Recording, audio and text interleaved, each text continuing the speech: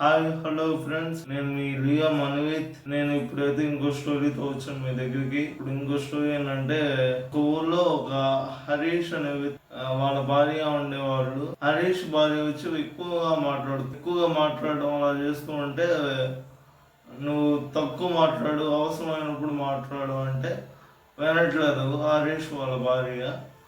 అట్లా అయితే ఒక గురువు గారి దగ్గరికి వెళ్ళి, నా భార్య అవసరం లేక వాటికే మాట్లాడమంటే అనవసరంగా కూడా మాట్లాడుతుంది గురువు గారు, ఏం చేద్దాం ఏంటి అంటే, సో ఈ ప్రాబ్లంకి ఒక కథ రూపంలో మీకు సొల్యూషన్ చెప్తా అని వాళ్ళ ఊరికి ఒక గురువు గారు వచ్చారని తెలిసి హరీష్ వాళ్ళ దగ్గరికి వెళ్తాడు.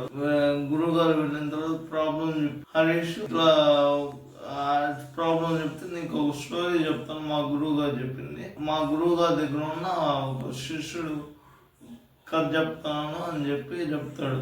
గురువు దగ్గర ఉన్న శిష్యుడు ఏం చేస్తున్నాడు, ఎక్కువగా మాట్లాడుతూ ఉంటాడు అనమాట. ఒకరి మీద ఒకరికి ఎక్కించి చెప్పడం కానీ అతిగా మాట్లాడుతూ ఉండేవాడు.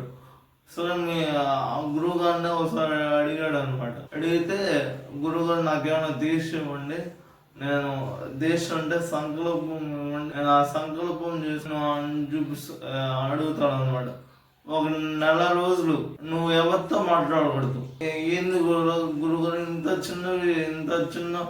ఇంత తేలికపాటు ఇచ్చారు, ఇంత తేలికపాటు విషయం, ఇంత ఇది దేనికన్నా పెద్ద సంకల్పం కావాలని అడిగి ముందు ఈ సంకల్పం చేయి, దాని తర్వాత చూద్దామని చెప్పాడు.